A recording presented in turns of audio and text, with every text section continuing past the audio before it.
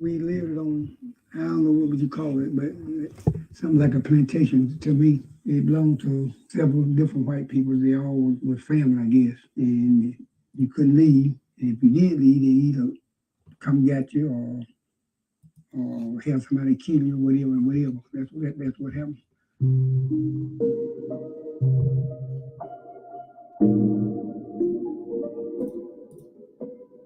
They just do what they want to do with them. And I just wasn't big enough to do that. If I would have been, I don't know, probably would have been. And this was in the 1950s or 40s? That was only through the 40s, in the 50s, all through the 50s, and part of the 60s. So what would the repercussions be if you tried to leave or if you tried to refuse what they wanted? Back in them days, it was kind of like you had to do what the white man said or get killed. My daddy's uncle, they made him dig a grave and kill him. They killed him, buried him in his own grave. Jerry Dawson, they killed him. He lived around the same place we lived on. He left and said he wasn't coming back. They went and got him, brought him back, carried him right down there from his house, killed him, hung him up in a tree. They hung him? They killed him first, castorized him, and hung him up right from his house where his children, everybody could see him. Were you aware that this is 1940s, 1950s, that this is insane. Arthur, this breaks my heart to hear this story. Growing up, were you fully aware? This is in the 40s and 50s. You know, the civil rights movement is just about to begin. Were you aware of what was going on in the rest of the country at that time for Black people pursuing freedom? No. You weren't aware at all that there was any pursuits for freedom in the 40s and 50s for us? No, not really. Set up a 20-man committee to do away with this vulgar, animalistic, nigger rock and roll bop. Our committee will check with the restaurant owners and the cafes to see what bebop records is on their machines and then ask them to do away with them. Our committee will judge the records according to who they're buying. If they can't hear a singer or a nigger version of this rock and roll bop, they'll play the record and then just use their judgment in whether it should come off or not.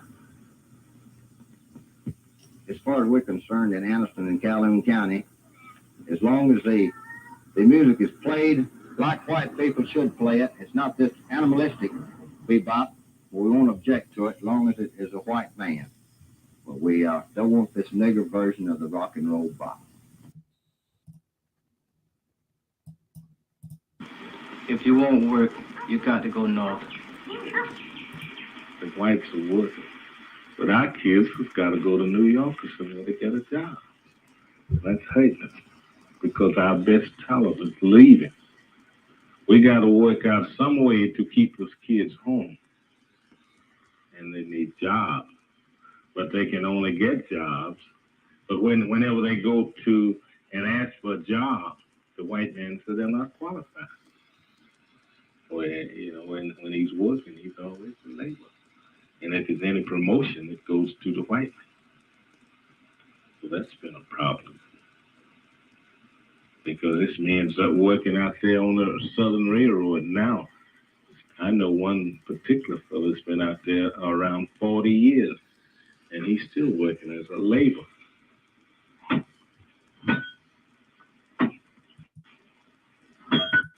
White man, he's the boss. He's standing around.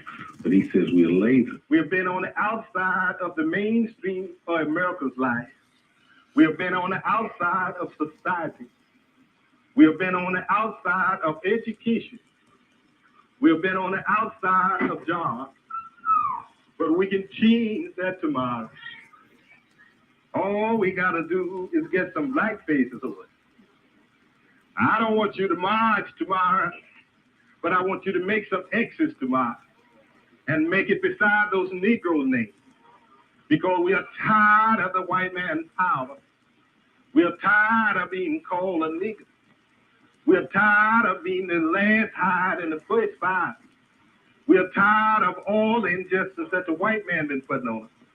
So let's do something about it, Shamar. Just put some X's beside those boys' names. $1.50 a day. And it's time to stop it. Like right now, you got the power. You got the power.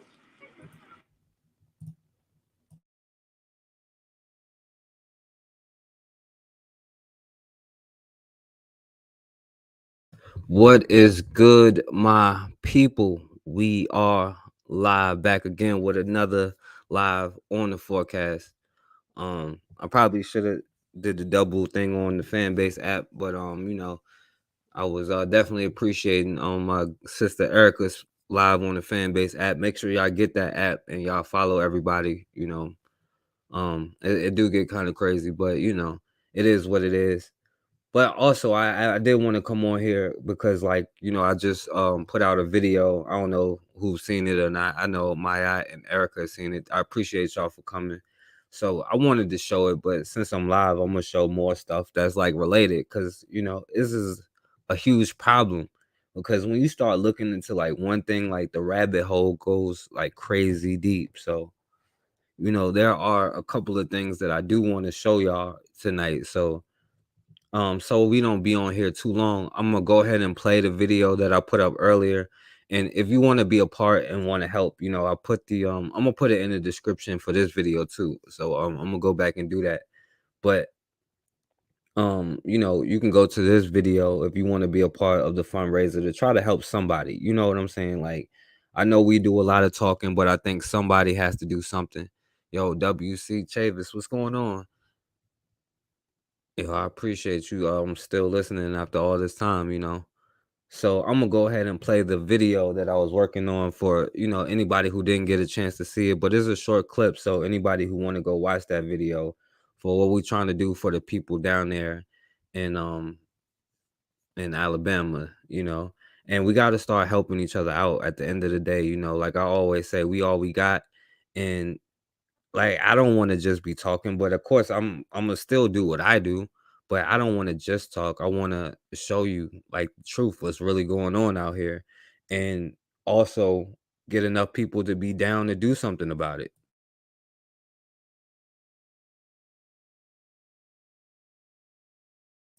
So I'm gonna share my screen and play the video.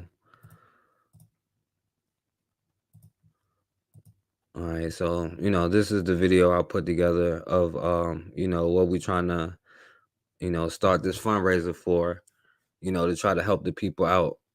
We turn now to a hidden crisis that's threatening lives in our most vulnerable communities. Many are living without things that most of us take for granted, like running water and sanitation. The new $1 trillion Infrastructure Act provides nearly $12 billion to fix that. In a largely poor and Black region of rural Alabama, many are living without adequate septic systems. It's creating a dangerous wastewater crisis that residents and activists describe as environmental racism. It's really the waste that comes out of the septic tank. That's what it is. It's like the raw sewage that come out of your body.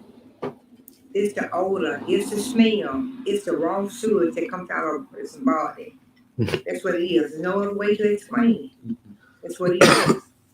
And that is all over your yard? Yes. America in the 21st century hides its shame in the backyards of the rural poor. In Lowndes County, Alabama, Perman Hardy knows all about it. When there's a lot of rain, you cannot flush the toilet. And if you did, it would be all over your house. Yeah. When it go bloop, bloop, get ready. Here it comes. The dark green waters across from Jerry Dean Smith's home hold a foul-smelling mix of human waste. It smells. It smells so bad. In Haynesville, Alabama, and many towns across Lowndes County, residents pay for sewage to flow into these lagoons. But here, many homes have failing sewage systems or none at all. You got waste running in people's yard, neighbors' yard. It backs up in the majority of these neighbors' homes. It backs up in the bathroom and on the floors. In the unincorporated areas of this county, where Martin Luther King famously led the Selma to Montgomery March, there's no municipal sewage system. And for an estimated 80% of households, no adequate septic system either. It bags up in the shower, bags up in the tub, nets everywhere. Raw sewage regularly flooded Kenneth Gordon's 83-year-old mother's house.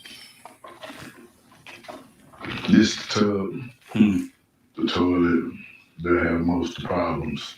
He had to move her out. Were you concerned about your mother's health? Yes, very, very concerned about her health. Residents like 78-year-old Catherine Canyon are just trying to survive in squalid conditions. If I go in there, if it rains, and take a shower, or flush my stew, the waste coming back up, sometimes my kitchen sink. So I don't use dish, I use paper plates. It got me disgusted. The sewage pooling below her trailer is rotting the floors. Recently, she says she broke her arm falling through the floor, but she can't afford to fix it or to move. This is the area close to the lagoons. And the resident says when the red light goes off at the lagoon, look for her yard to flood with raw sewage the next day. And she said out of all the years that she has lived here, which is like 28 years, her children or her grandchildren has never been able to play in the yard during spring break because it's always wet or flooded out with raw sewage. And this is a pretty nice yard, large area for the kids not to be able to play in it during their spring break. This whole area floods out here with raw sewage. Untreated sewage can lead to bacterial infections and intestinal parasites. The only solution is a new system. But the hard clay soil here requires specially designed septic systems that can cost as much as the median household income in Lowndes County. Every time it rains, people, they know what might happen. They know that sewage may shoot out and come back in the house. What sort of damage does that do? I can't imagine. I just can't imagine. Smith and her neighbors say it's a health risk. In fact, one study found 1 out of every 3 adults here tested positive for hookworms, an intestinal parasite long thought to be eradicated. The people who are infected release eggs. Those eggs are part of the excrement. Okay. And if they end up on the ground and become the hookworm, the infectious hookworm, and then you step on them or walk by, and it goes into your skin and goes through the cycle. So it's a human to soil, soil to human infection. Hookworm is a parasite that feeds on the blood of its host. When people have a lot of hookworms in their gut, the parasite can cause anemia and even limit children's ability to learn. So one of the thoughts is, and especially in Alabama, that the myth of the slow-speaking sharecropper, usually African-American, there's some evidence that it was because of the hookworm burden. Last November, the Department of Justice opened a civil rights investigation aimed at assessing whether the Alabama and Lowndes County health departments are discriminating against Black residents. A state health official disagrees and says DOJ won't find any wrongdoing. They'll come out with the same conclusion I had. I've done my own investigation. I see no discrimination. If you flush your toilet, you're responsible. Your home is your property. It's private property.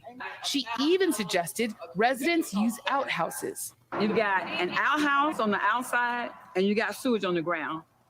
Environmentally, the outhouse is better. The homeowner is responsible for the systems, for the individual systems here in Lowndes County.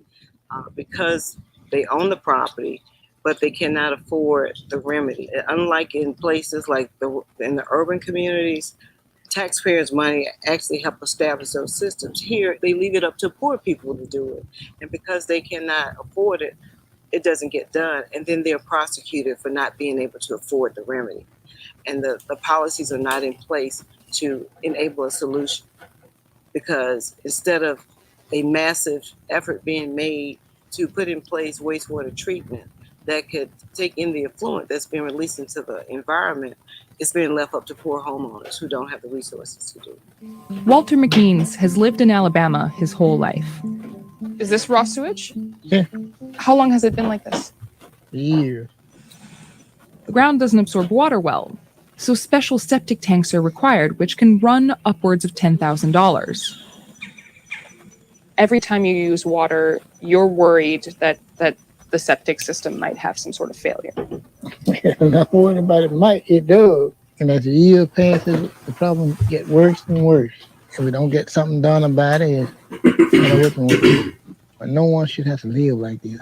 It's been like this for the last 50, 60 years. There's nothing done about sewage. Every individual got their own sewage, and depending on the perk of the land, it's coming out of the ground.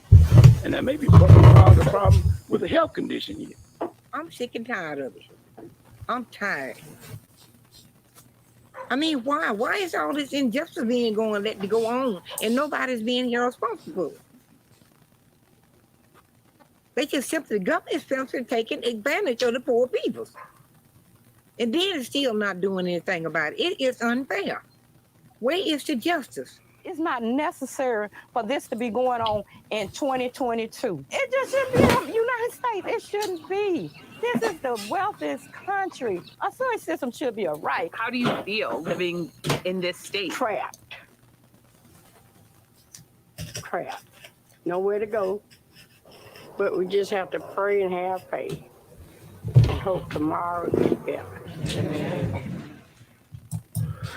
All right. So, I just wanted to show y'all that, this is the, fundraiser we got. I appreciate everybody who did donate so far, much love to all of y'all and much respect. So, we at least got to start doing something, and I know that maybe this not going to cure everything, or this is not going to, say, yeah, they're saying they're responsible for their own sewage, even though they're taxpayers just like the rest of us. So, yeah, I mean, even though, and then like the crazy thing is, right, the deeper you go into looking into this stuff, like you'll see how deep the rabbit hole goes. And like I wanted to show y'all just the little journey I was going on, just making this one video right here. You see, because we tend to get caught up on one situation. Now, hopefully we can help at least one person, you know what I'm saying? And that's the whole point of all of this, is to try to help at least one person.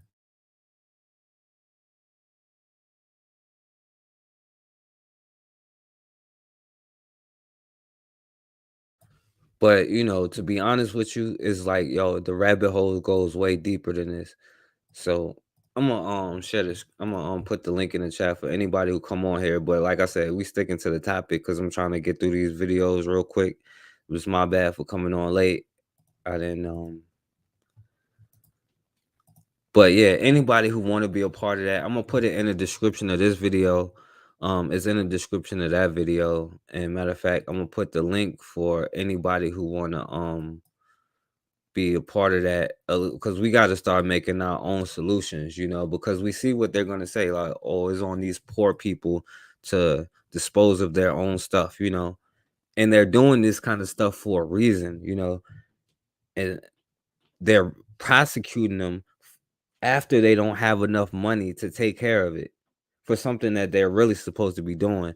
But as a Black community, what I'm saying, people always like, yo, we just talk, we don't do anything, but we really do need to start having each other's back.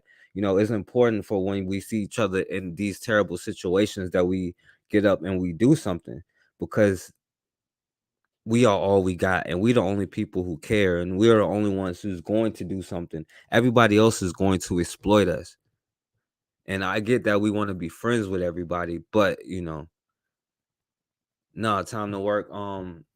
I showed the video that I just posted, but you can go. I posted that video separate, but I'm gonna go to the next one because, like I said, like I'm gonna show y'all just a little bit of how deep this rabbit hole goes when it comes to this in the Black communities, and not just down south either.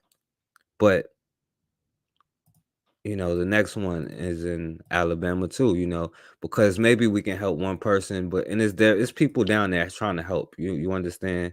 So I want to I do want to say that it is people who saw, especially now, they saw the story and they're trying to help as many people as they can too. So, but this problem is way deeper than any of this. So this is in Uniontown, Alabama, another Black town down in Alabama. one of many, you know, because we know all across Michigan and Flint and all of that stuff. We saw that last time. But, you know, like I said, this is just the tip of the iceberg. So let me play this one. You wouldn't want to drive it around on these roads because it has so many potholes. You wouldn't want to be here at certain times of the day because the odor gets so bad. You wouldn't want to be here when my sewage bags up because of the problem with the city sewage. You don't want to be around the possibility of what coal ash can cost you. Visit at your own risk. How do I feel to live in a town with so many issues? Helpless.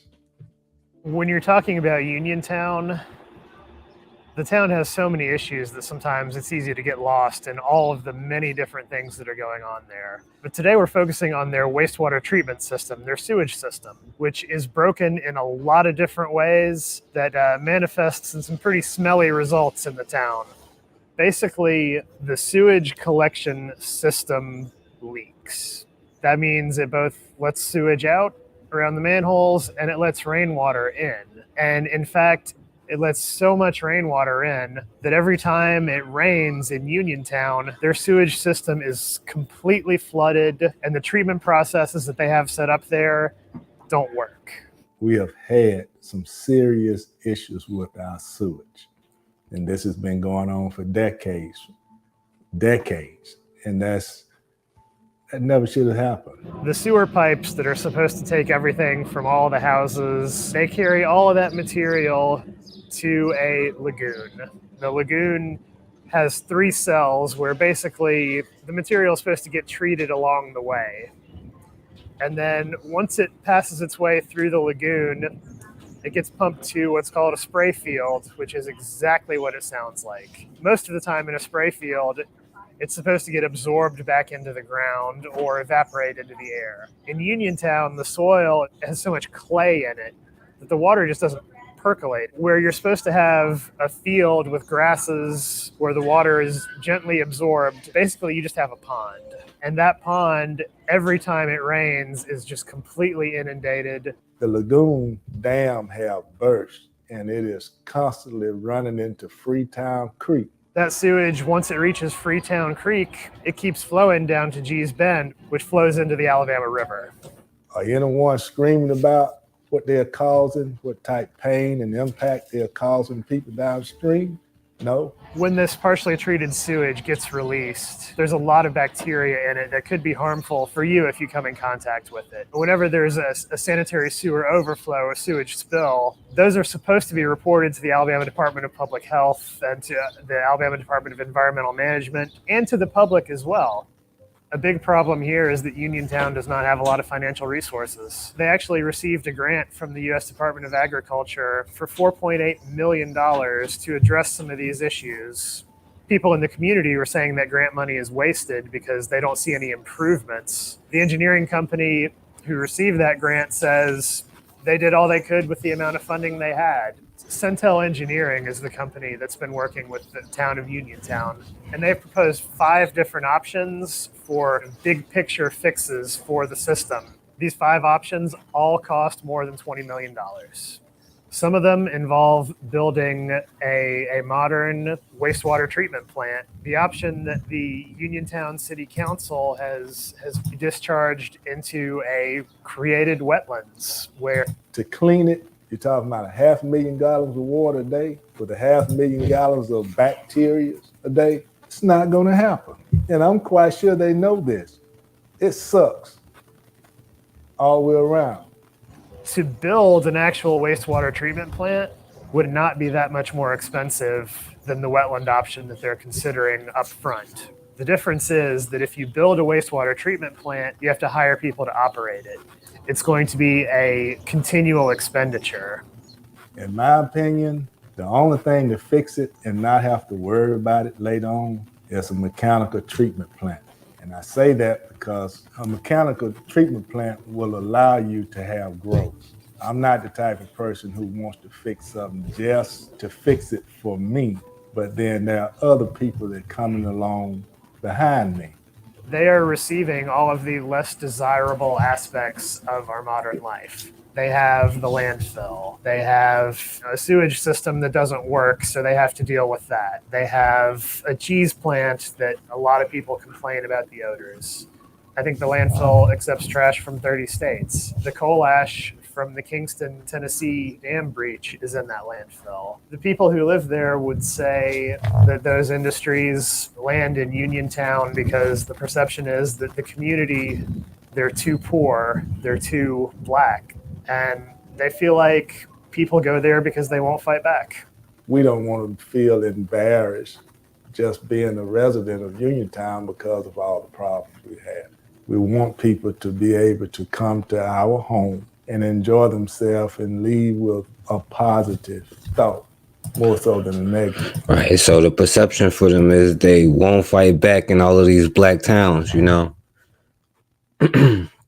So, you know, they ended up putting a lot of money in there, and what they're really doing is trying to get the land from them. You know, they're trying to make deals that the people don't want to accept because, you know, they would lose control of their land and, you know, a whole bunch of stuff. So, you know, this article is like kind of explaining what's going on in Uniontown, and I'm not gonna read all of it.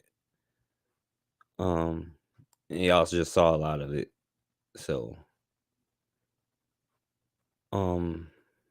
this might not be the right article. Let me see. All right. So they ordered this Uniontown to stop fighting $31 million sewer fix, you know. So the people want to say and how they're going to fix it, but they're telling them, you know, we're going to do it the way we want to do it. We're going to take your stuff and kind of control it. That's pretty much what they're saying, but just in legal terms. And they're going to move forward despite the people's objection, the mayor and other officials, the black officials. He ordered them to sign over control of his pollution permit. Now, mind you, it was these people making deals to get all of this waste and all of this stuff to get transported down to their cities. The same people who now was telling them to sign over the control. And you just saw that on another black town not too long ago, where they're trying to take control of the black towns.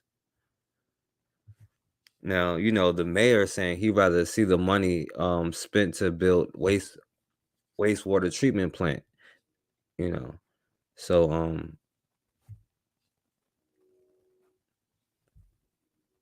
right, and he's saying their plan is to benefit those industries, including the landfill, the cheese plant, you just saw them, and a catfish processing facility. Like, I mean, that got to be crazy. Cheese and a catfish facility in the same place. And really is to help those, not the citizens of Uniontown, not the black people, but the corporations and the stuff like that they put in there. You know what I'm saying?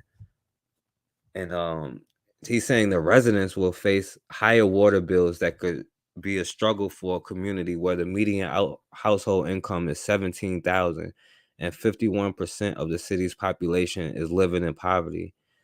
So pretty much, you know, they're going to try to put them out of business, take their spots, and then, you know, build whatever they want to build and fix it then.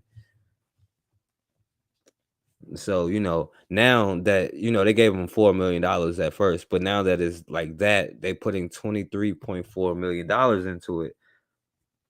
But it's not to help the people, it's only going to hurt the people. And now the court found the whole town in contempt and trying to force them to sign over their stuff. But like they said in the video, you know what I'm saying, the perception is you know, black people do not want to fight back, you know. Yo, what's up, Raw? What up, Bakari?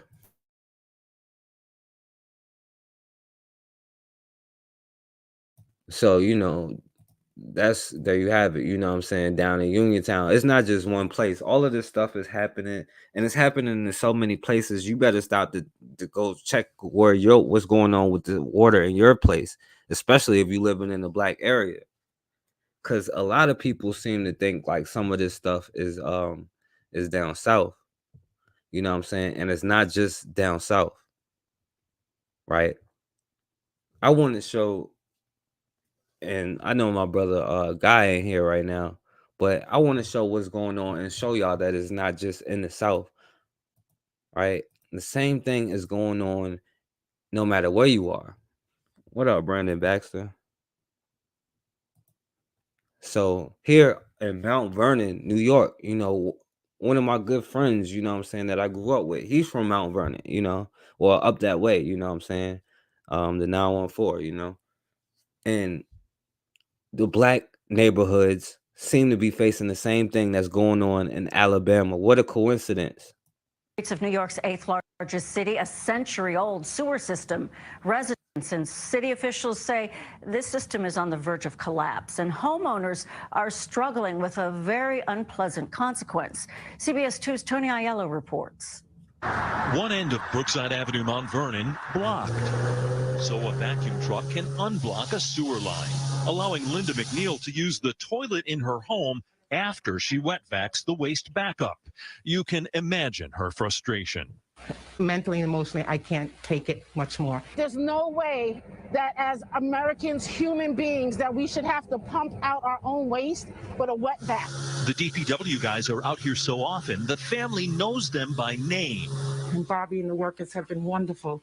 The problem is a collapsing 75-year-old sewer line buried under the street in front of the McNeil family home. The issue here on Brookside, just one of many sewer infrastructure problems plaguing the city of Mount Vernon. A mile north, this pump borrowed from Westchester County has closed the street for weeks in order to keep the century-old sewer line functioning. Mount Vernon needs tens, if not hundreds of millions of dollars to upgrade ancient infrastructure, money it doesn't have. Median household income here is 38% below the Westchester County average. Political infighting at City Hall and a pending investigation into how the comptroller handles finances compound the problem. It is beyond our city's capacity to fix this issue. We need federal and state intervention here to help us. The new DPW commissioner says he's chasing every grant program out there, looking for funds to fix the problem. I've just been reaching out to everyone at this point. You know, the can has been kicked down the road for so long that it's time to actually get the job done. The good news is a water quality grant to replace the lines on Brookside soon will be in hand, a small step towards solving the much larger issue. Tony Aiello, CBS. All right, so, you know, you see it's going on in New York, you know, this is New York, right? Because they said, oh, well, you know, it's not like the large cities. No, it's the black areas. Impacts my quality of life, and you work very hard to have a home, and having consistent sewage problems, it really impacts my quality of life and oddly my sense of self-worth. Homeowners in Mount Vernon are now demanding action, claiming the town's aging sewer system is falling apart. It's a 100-year-old system. So over the years, you know, with a lot of wear and tear and increase in the population, it's at its breaking point. A stretch of homes in Mount Vernon getting flooded by the nasty meth that's bubbling up from the ground. Residents worried about their health and desperately begging for a fix. The fact that Mount Vernon is a predominantly Black town and the median income level is so much lower than the rest of Westchester, that's not a coincidence. So this is the basement. It had been a plan or a goal to finish this at one point, and then we discovered these sewage problems. So happy Sunday. This is what the basement looks like. That bubbling there is water coming up out of the sewer.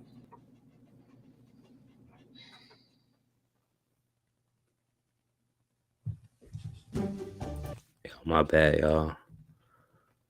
You know, they gotta make money off of our suffering somehow, y'all. Everybody but us anyway. That's how it goes. See it in here now, but these sinks will fill with sludge. You'll see feces in it. It's just gross. Actually, you can still see a little bit here that I didn't get. This is sewage. This I clean very well. This I'm just noticing. Ew. When sewage has been backing up, I have to say, don't do laundry, don't run the dishwasher, don't take a shower. So having to adjust our lives to this problem is really, everybody's flexible. Everybody's trying to, be a team member, but it's hard to ask people not to flush the toilet. There's been times where it hasn't been bad, and there's been times where it's really bad, like right now. And we've had a ton of issues this year. Like, how many times would you say you've to go to Times Square? But little do they know that within 20 minutes of New York, they'll see homes that they have raw sewage running back into their basements. That was a shock to me. So in terms of the scale of this and how prevalent it is in this country, we're just starting to find out. That's why we call it America's dirty secret.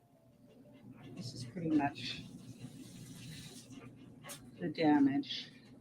I think that it's been such a persistent problem for a variety of reasons. I have heard that there are sewage problems in the infrastructure of Mount Vernon. My name is Damani Bush. I'm from the power to actually maintain the system. Mayor Sean Patterson Howard welcomed the vice chair of the White House Environmental Justice Advisory Council to view the situation firsthand, Catherine Coleman Flowers. I have spoken with the mayor of Mount Vernon, residents of Mount Vernon, representatives from Mount Vernon on the state and local level, and it's very clear, without federal intervention and federal help, they will not be able to fix the problem. That's indicative of these issues across the nation, where years and years of kicking the can down the road has led us to crisis. These repair jobs are not simple because the residents, they've been suffering for years. My 4 kids and important paper. We don't really have the with a repair job that could easily. They have in common is that they're marginalized and they're generally people of color. The mayor hopes to convince federal and state officials to provide not only manpower, but also financing for a comprehensive overhaul of a system plagued with problems. A repair job that could easily cost more than the city's annual $122 million budget. Right now, the ideal solution is to bring in the experts, put together a comprehensive plan for the overall system. Once we have that in place and we have the reporting and the data to back it up, then we can go to our partners in the state and our federal partners and say, look, we need this amount of money to help us. Right. So, and I did want to show this, but this is all suspect right here. But residents of Mount Vernon in Westchester County who have struggled with raw sewage issues for years. Today, Governor Hochul announced that New York is committing $150 million to fix the collapsing sewer system that's caused waste to back up into homes. This is also a moment of victory for human justice, because no human should be subjected to the disgusting experiences they had to endure for decades. It ends today. Governor Hochul says $7 million will be spent immediately to launch engineering, design, and construction of the 3rd Street sewer line. $3 million will help repair homes. The water issue in Mount Vernon is getting national attention. Paramount Plus documentary Wasteland takes an in-depth look at the problem and some more potential solutions. Wasteland will be front and center. all right, so there you have it. You know what I'm saying? New York, no matter where you go, it's the same thing over and over,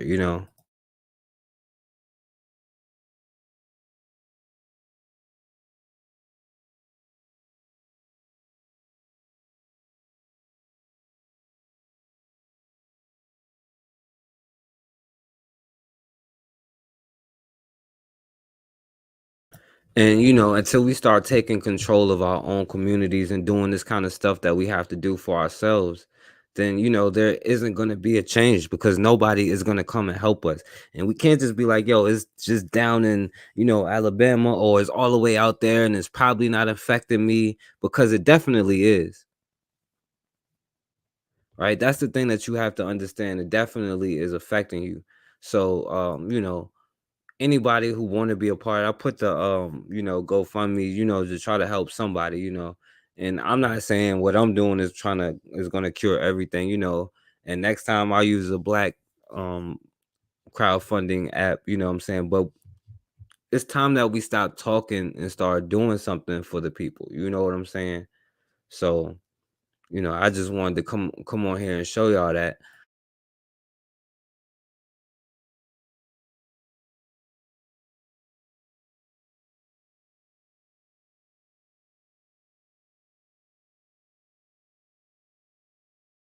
But I also wanted to show y'all a couple of other things before I get up out of here. You know what I'm saying? Because I don't know if y'all seen, and some of y'all may even agree, but I don't know if y'all seen this young sister. Um, I'm not sure her name, but she took a picture, with guns. You know what I'm saying?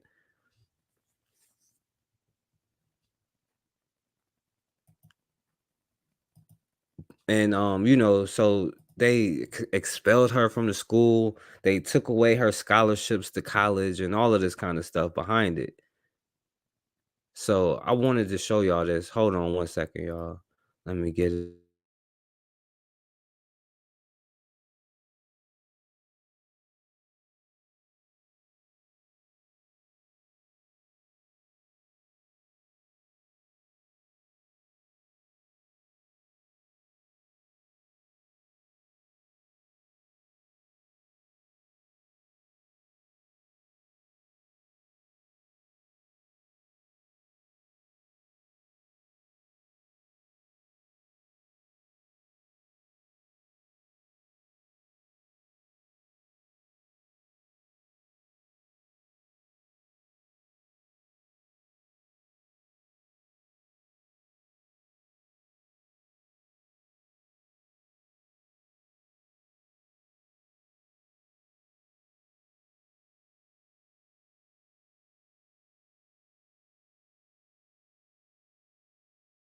All right, my bad, y'all. Now, I don't know if y'all seen what I'm saying, this picture that was floating around the internet, but apparently it makes a lot of them mad. Um, I don't know if y'all seen this one. Now, a lot of them are mad at this young sister right here. They ain't say nothing about these little white girls up here, but a lot of people are mad about this young sister right here. And of course, they ended up taking away her scholarship and stuff like that. But let me play this video real quick, because a lot of y'all probably agree with this video.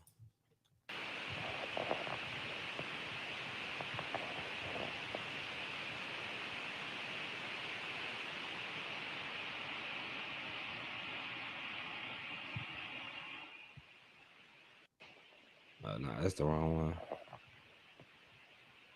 Hold on. Nah, my bad. I got the wrong one. Hold up.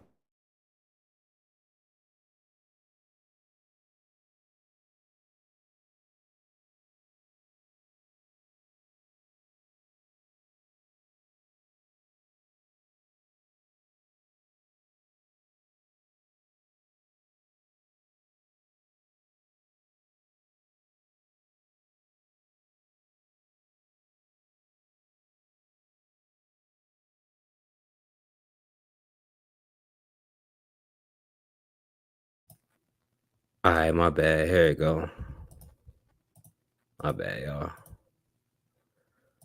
Now, a lot of y'all probably agree with this one. Look at this shit. You see this stupid stuff that Gen Z be doing? Y'all need to send this video to y'all fucking kids. No disrespect if you got some Gen Z. Student who went viral for posting guns in her pictures got expelled from school and lost her goddamn scholarship. It was full ride. It ain't nothing like this. I see people all the time talking about the white kids post pictures with guns too, and they don't get their scholarships took. Let me educate you motherfuckers. The white kids post pictures with rifles. You can carry a rifle or a fucking shotgun at 18 years old. I know you 18 going to the prom because you're a fucking senior. I know you're not 21, ain't no fucking senior, dumbass. If you is, no disrespect. Here she is with 3 fucking handguns over here. What you gotta be 21 to even hold it. You gotta be 21 to even take a picture with the motherfucker. That's how she got her scholarship took away. You think people want their kids going to school with a motherfucker that's carrying this? What kind of shit is this? So you worked your whole life just to go to school and get your scholarship took. I hope your family got a whole lot of money. Share this video. Look at this. Nah, this fool talking about, the white girls got shotguns. That's different. That's different. The white girls is all right. That's why they don't lose their scholarship. Now, this is the thing. A lot of black people like, yo, I better not, carry no gun, because them white folk, they might come at me, They might do something to me if I arm myself. But what the dude is saying is a bunch of BS. You know what I'm saying? Let's be real. Like, he's making every excuse in the world not to do that. You understand? Now, see, he's saying, "Oh well, that's different." Now they got automatic rifles in their hands. That's cool. Now what she got in her hand is somehow, but this is a common thing. You understand? They stay strapped up, and that's something that we have to learn how to do. You understand? Has everyone talking. It has everyone talking. The girls with their guns. Yeah, I don't know what's going on. My bad. What's it like having All expended? right, this one messing up. So I'm gonna go to the next one. All right, so prom night in Montana, and they know how to shoot. So they all here bigging it up, just last year. See, they gonna big up their little white girls who arm themselves. Usually it's dads with the guns before prom night, but this is Montana. The ladies have it covered. Now, I don't see no white boys all, oh, cool, look at this. I know they might do that to black girl, but, it's different. No. They like, yo, this is what we're talking about. We want even our young girls to be armed, strapped up, ready to fight. You know what I'm saying? So this is something that, black people really got to get over this fear. You understand?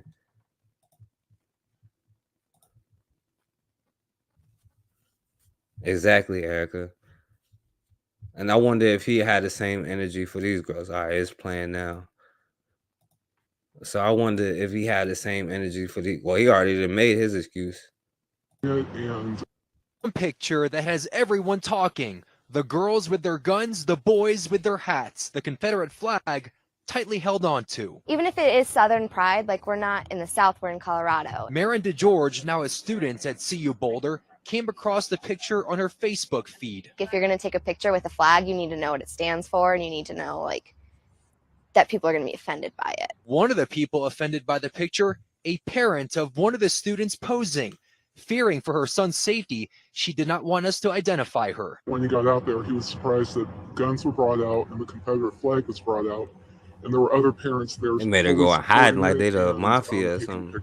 Chaparral High School had the big dance on Saturday in Denver. Since then, the picture has caught the attention of other students. Clearly, that's not okay at all. I don't know why they would pose with that flag. A picture that was supposed to be in good fun, not sitting well with students, and one mom tonight. I think in their immaturity, they kind of think it's a sort of a cowboy type of thing, but then to have parents that support it and feed into it and to explain that it borders on racism is really upsetting to me.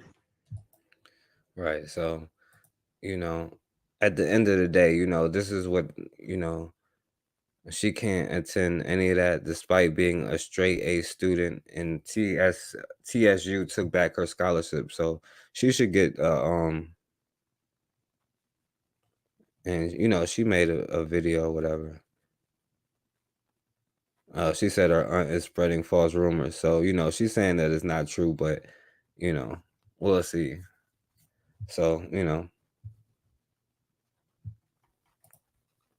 but the point is, we have to arm ourselves and not be afraid to defend it. Right. Thank you, my brother. Thank you. Yo, that's all it is. And if anybody has skills, like if you're a plumber or something, that can also help. It doesn't if you're willing to put whatever hours, service, whatever in, you know what I'm saying? It's time for us to start helping ourselves.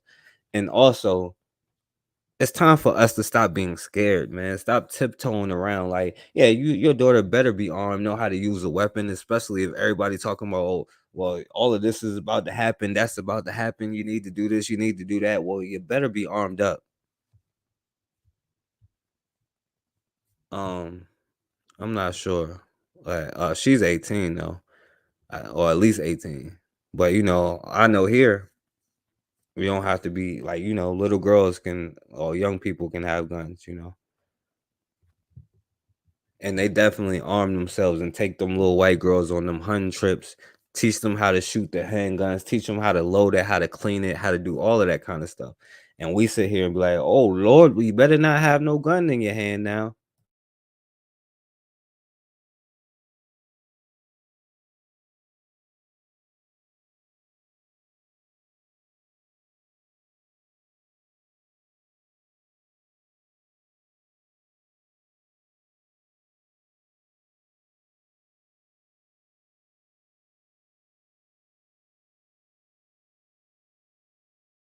Now, another thing I wanted to show y'all, I'm not sure if y'all seen the story, what happened to that young brother who was a guardsman in Texas or whatever.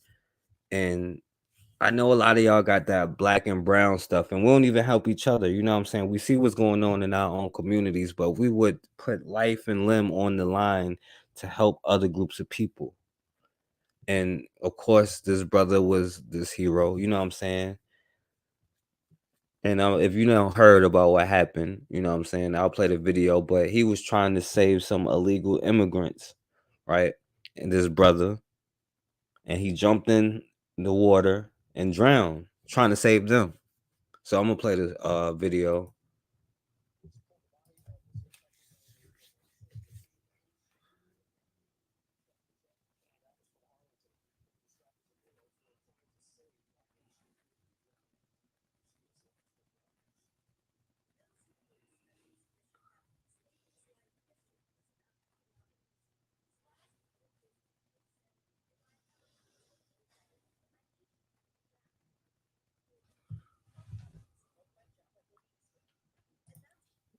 That was the last thing he ever posted on social media, right? The last thing this brother ever posted, right? And unfortunately, with the American flag, you know.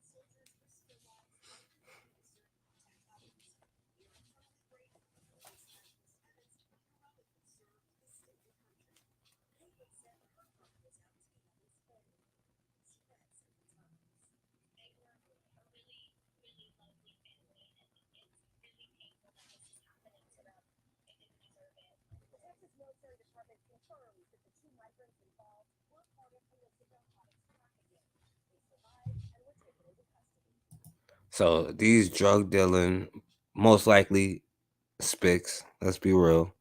They survived. This brother died trying to save them, trying to help them. And they survived. You know, life goes on, you know. They're not gonna be like, yo, gracias. He's not the homie. But after he did that, I want y'all to see, you know, now look at what they're doing for his family. Look how they're treating him after he risked his life to save all of these other people. You know, because I know that we feel like we have all of these friends and we can fight for everything that's not us, right? Because apparently we don't have our own backs, but we're gonna fight for somebody else like they have our back when they really don't. And when you give up your life, now your family is hurt, right? I hope he doesn't have any kids, but if he does, you know, now, you know, they don't have their father. And look at what the National Guard is doing, not receiving death benefits. So let's figure out why.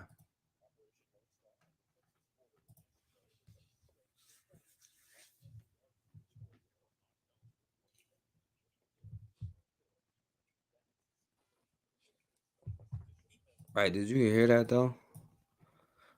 Wait, hold on. I wasn't even sharing the screen. Did y'all I didn't even show y'all that other video, did I? All right, I'm gonna play it one more time. It's only a minute and something, so I'm gonna play it real quick and then keep going. Pulled the body of missing Texas Army National Guard soldier Bishop Evans from the Rio Grande River. Specialist Evans, we found out, was from Arlington, being described as a hero for trying to save migrants who appeared to be drowning. Here's CBS 11's Brooke Rogers. Those who knew Specialist Bishop Evans knew his life mission was about helping others. His last public Facebook post said, "If I have ever helped you in any way, I need you to pay me back by paying it forward. Help others and make my job a bit easier." And that's what he was doing Friday when he tried to save two migrants he thought were drowning. Like, I just kind of broke down. And for a minute, Evans' friend Caitlin is among those who are now mourning his death. Specialist Evans was an Arlington native who graduated from Mansfield High School in 2018. He was a member of the JROTC drill team and was recruited to the National Guard after high school. He served in Iraq and Kuwait and was currently assigned to the state's border security mission, Operation Lone Star. No, like it wasn't like it was some huge shock that he had done something good for somebody because he helped a lot of people. Governor Abbott said he was heartbroken to learn of Specialist Evans' death, saying, "Our National Guard soldiers risk their lives every day to serve and protect others, and we are eternally grateful for the way Specialist Evans heroically served his state and country." Caitlin said her heart goes out to the Evans family, whom she met several times. They were a really, really lovely family, and it's really painful that this is happening to them. They didn't deserve it. The Texas Military Department confirmed. Right. So I just wanted to show you. Now he's a hero. You know, this brother risked his life. Now look at how they're treating him. And you know what I'm saying, his family not receiving any benefits for him risking his life for some drug addict spics coming over the border. Operation Lone Star on the Texas border with Mexico is a state deployment. Because of that, Guard members who are there are not eligible for a death benefit if they are killed. That's the situation for the family of Specialist Bishop Evans, who are there are not eligible for a death. Texas border with Mexico is a state deployment. Because of that, Guard members who are there are not eligible for a death benefit if they are killed. All right, so if you're on a state deployment, you're not eligible for death benefits, right? If you're killed. Sound like I'd rather be fighting for my own army for all that. That's the situation for the family of Specialist Bishop Evans, who drowned trying to save two migrants last week. Wednesday, during this state committee hearing, it was announced that Evans was promoted to sergeant in honor of his sacrifice. After a moment of silence, General Thomas Salser, who heads up the Texas Guard, admitted there is an insurance gap for Evans and other Guard members. Because these families do struggle with, how am I going to pay for this funeral, among other things. Legislation to close the death benefits gap failed in two previous sessions. What we're seeing with Operation Lone Star are deficiencies and things that were really always out there. Now with 10,000 people down there, they're magnified. The committee was told a quick fix apparently is not possible. What can we do tonight? So our team went back and talked about what can we do tonight? And you know, the unfortunate answer is I don't know what we can do tonight. Thank you for your friend. So nothing. In social media posts, former Adjutant General John Nichols urged congressional leaders and state leaders to step in and do something. State action, though, may have to wait until next session. Do you like hearing the chairman say it's got to be retroactive? I think that's crucial. And I think that the commitment is up there from not just the chairman, but from the other members of both of these committees. The Guard is not only dealing with the lack of insurance coverage, but also a shortage in critical equipment. The committee was told an order for flotation devices made back in February has not yet arrived. 190 currently are spread out along the Rio Grande, not enough for each Guard member to wear, but one per unit.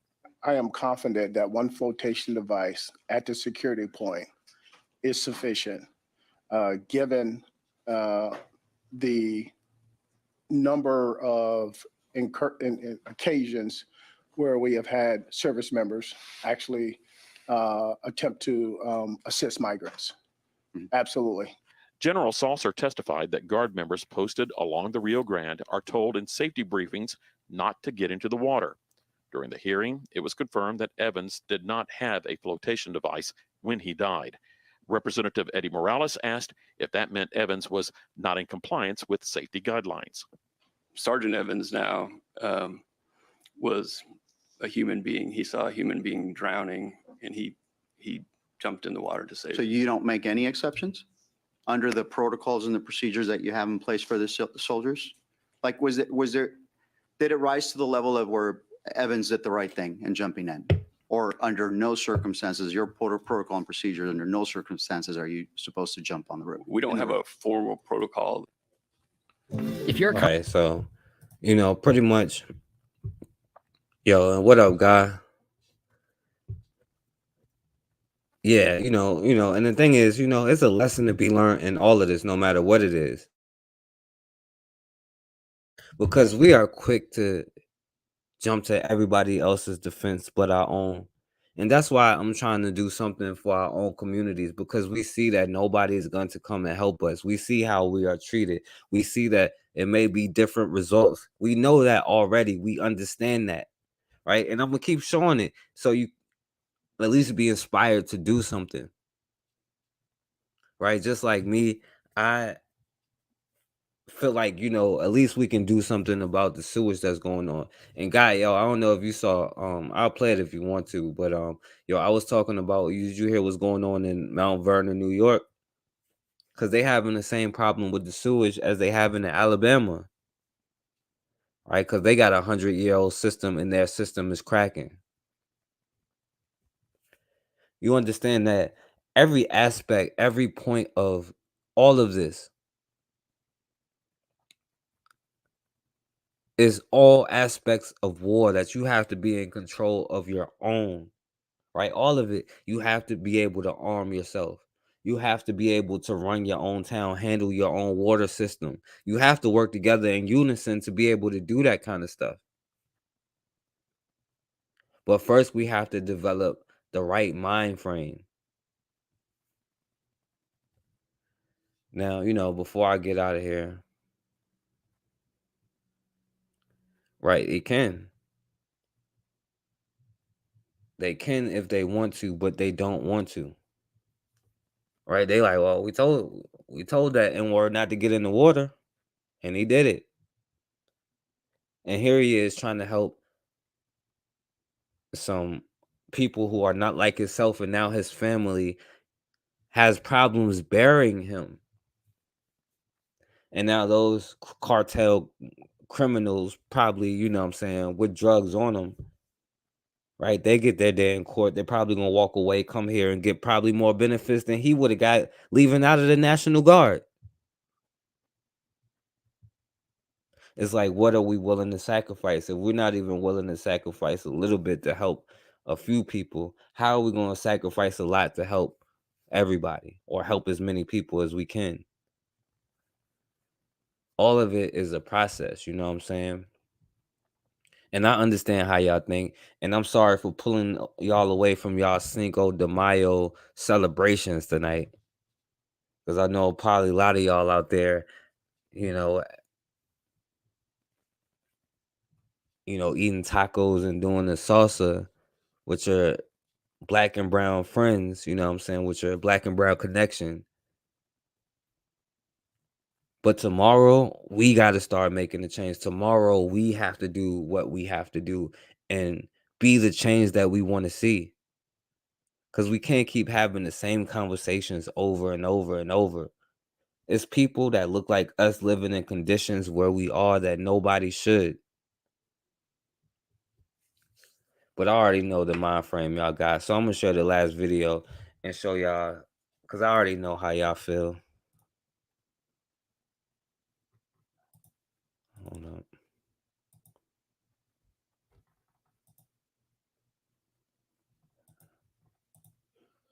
Let's see, I already know this is y'all mind frame out here. The Black Caucus members.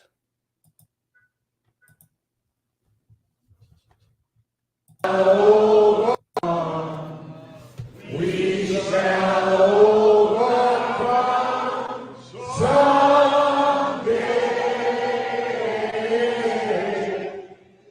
Oh, deep in my heart, I do believe we shall overcome.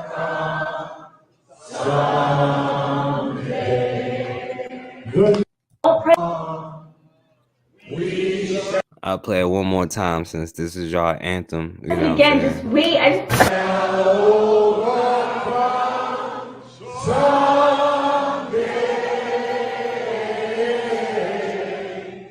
Oh, deep in my heart, I do believe we shall overcome someday. All right, I know that's y'all Cinco de Mayo celebration. I don't know what that was. Okay.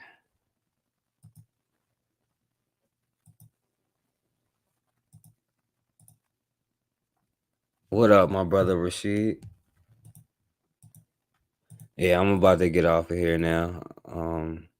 Make sure y'all get the fan base, but they be over there singing the same thing. So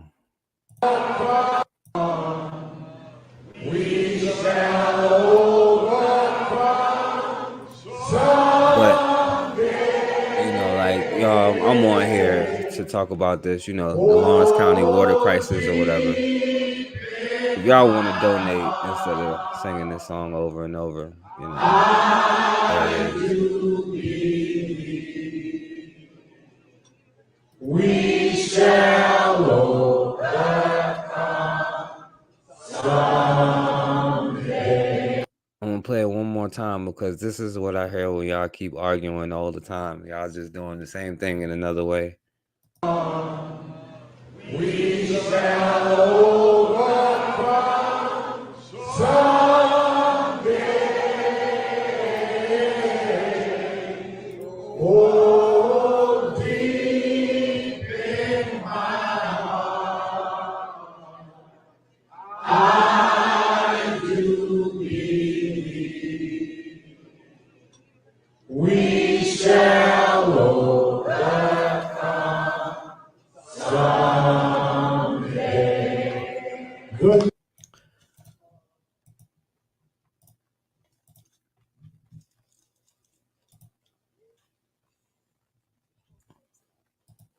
All right.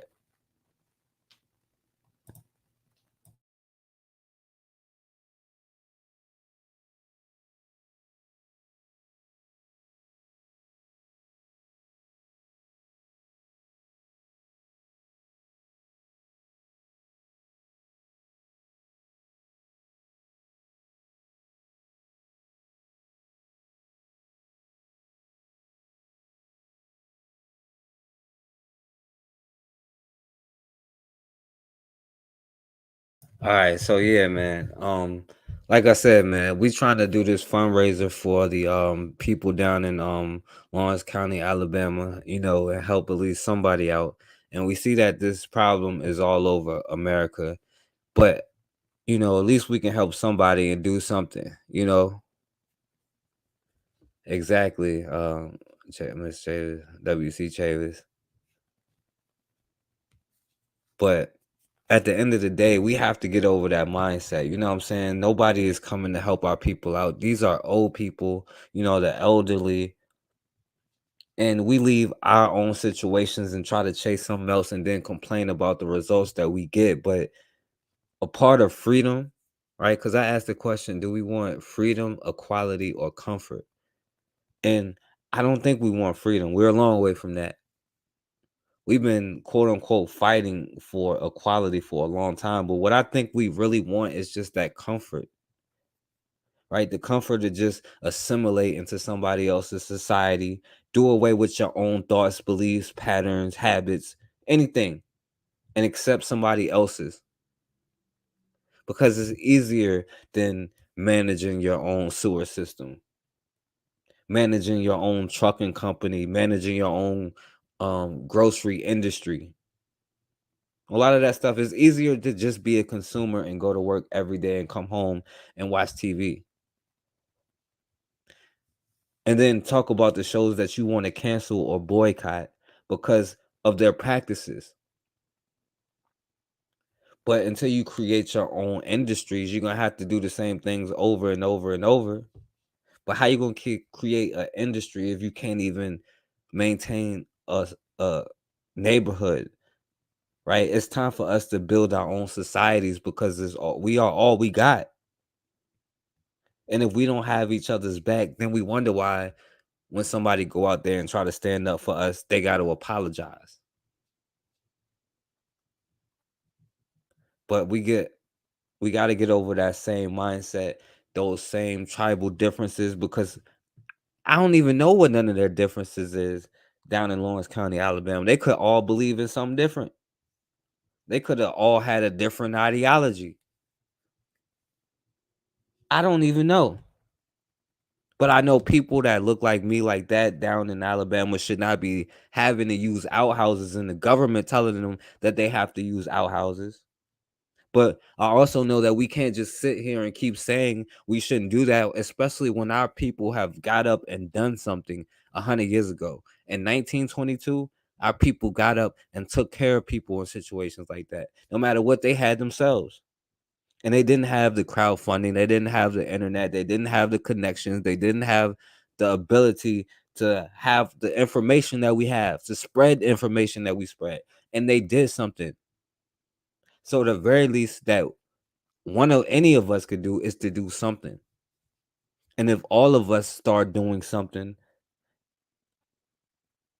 and then start putting the somethings that we do together, we'll be in 1,000 times better situation. And then maybe we just might overcome, but you're putting the cart before the horse because you're saying about getting something done, but then you turn around and fight each other about every single little thing, and we don't help each other. We talk about unity, but unity is practiced. So are you going to practice what you preach, or are you just going to complain about it and have our grandkids looking like this, doing the same thing over and over? Because if we don't start acting now, this is going to be our grandkids. Because do you think in the 1960s, do you think they was like, man, this is going to be our grandkids right here?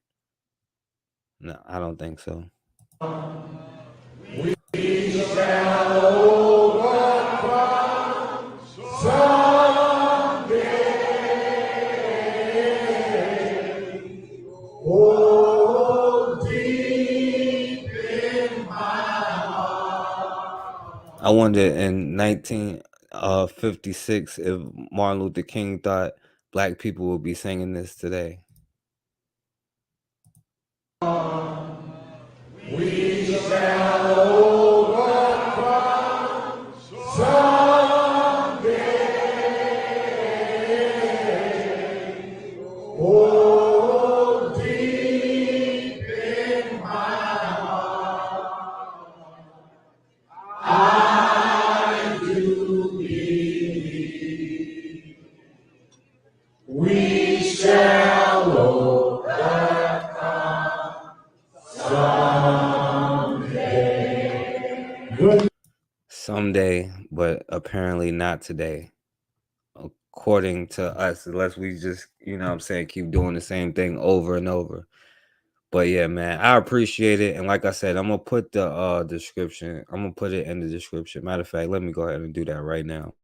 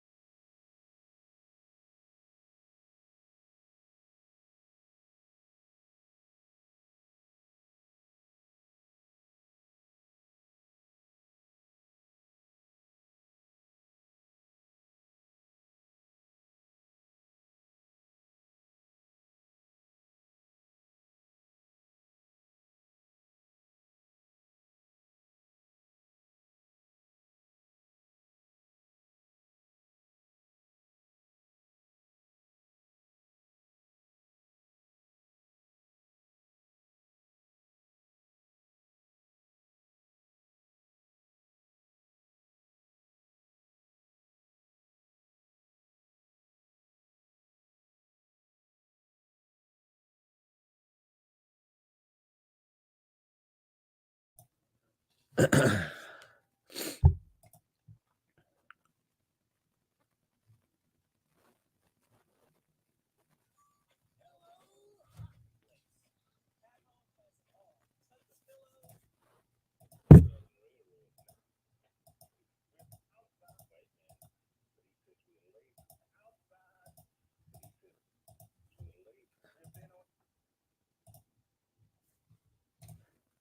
right, so before I go out, I'm gonna play this last thing. This is gonna be my this is gonna count as my final words. But thank everybody for looking out. So I'm gonna play this as my final words. We've been on the outside of the mainstream of America's life. We have been on the outside of society. We have been on the outside of education. We have been on the outside of jobs. But we can change that tomorrow. All we got to do is get some black faces away. I don't want you to march tomorrow, but I want you to make some X's tomorrow and make it beside those Negro names, because we are tired of the white man's power. We are tired of being called a nigger. We are tired of being the last hide in the first five. We are tired of all the injustice that the white man been putting on us. So let's do something about it tomorrow. Just put some X's beside those boys' names. An hour and a half a day, and it's time to stop it. Like right now, you got the power. You got the power. That's right, man. We tired, man, and I'm tired of talking about what we're gonna do tomorrow. Let's go do what we have to do, because at the end of the day, we are all we got. But I appreciate it, and I want to thank everybody who did donate already. Much love, much respect to all of y'all. I appreciate it. I appreciate all of y'all for listening. I know a lot of the other people out there celebrating their Cinco de Mayo. I get it. That's why we in the situation we in, and still saying we're gonna overcome instead of overcoming. No, we have overcame. That's what I want to sing next. We have overcame. But as always, man, we have got to start standing for something, or we're going to keep falling for anything.